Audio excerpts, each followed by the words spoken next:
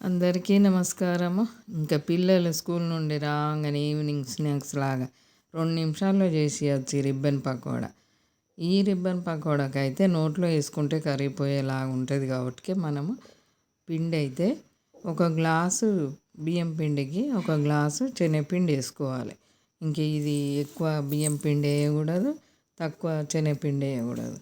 ఇలా మనం ఒక గ్లాసుకు ఒక గ్లాస్ వేసుకుంటేనే మంచిగా గుల్లగా రెడీ అయిపోతుంది.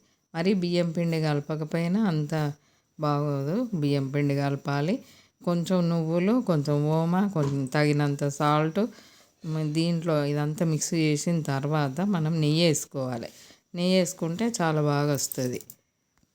ఇంకా ఈ స్నాక్స్ అయితే పిల్లలు చాలా ఇష్టంగా తినగలుగుతారు. మనకు చేయడం కూడా చాలా ఈజీగా తొందరగా అయిపోతుంది. పిండి రెడీగా ఉన్నదంటే ఎప్పటికప్పుడు ఫ్రెష్గా చేసుకోవచ్చు. ఏ రోజు ఆ రోజైనా 2 రోజులకు ఒకసారి అయినా చేసుకోవచ్చు. ఇలా మనకు శనగపిండి మొత్తము శనగపిండి అయితే కలపడానికి కూడా కొంచెం ఇబ్బందిగా ఉంటుంది. ఇంకా ఆయిల్ ఎక్కువ వేస్తేనే కలపడానికి వస్తుంది. అందుకే కొంచెం బియ్యం పిండి కలిపి నెయ్యి వేసామంటే గుల్లగా వచ్చేస్తాయి. ఇంకా ఈ రిబ్బన్ పకోడాకి అయితే ఇలా గీతల్లాగా ఉండే బిల్ల పెట్టేసుకున్నామంటే మంచిగా రిబ్బన్ పకోడా రెడీ అయిపోతుంది. దీంతో మురుకులు కూడా వేసుకోవచ్చు. ఇలా ఒక 2 రకాలు చేసుకోవచ్చు. కొంచెం పిండి కలుపుకున్నామంటే ఫాస్ట్గా అయిపోతుంది.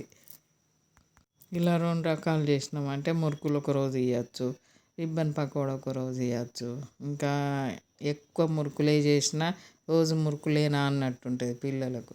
ఎక్కువ రిబ్బన్ పకోడా చేసినా రోజు పకోడానేనా అన్నట్టుంటుంది.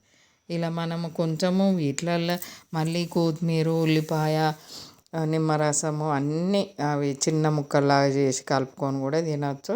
రిబ్బన్ పకోడా కూడా కొంచెం సాల్టు, కారం పొడి ఇవన్నీ చల్లుకొని చిన్న పీసుల్లాగా చేసుకొని దాంట్లో కూడా కొత్తిమీర, ఉల్లిపాయ ఇవన్నీ కలుపుకొని మనం చిన్న పీసుల్లాగా కట్ చేసుకొని కూడా తినచ్చు.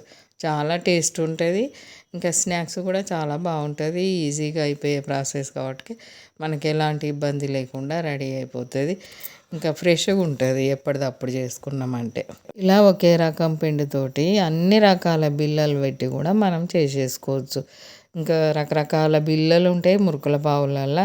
రకరకాలు చేసినామంటే రకరకాల స్నాక్స్ అన్నట్టు రెడీ అయిపోతుంది పిల్లలకి. మనకి పిండి కలపడం ఏంటంటే గుల్లగా రావాలి, గట్టిగా రాకుండా నోట్లో వేసుకుంటే కరిగిపోయేలాగా ఉండాలంటే ఇలా కలుపుకోవాలి.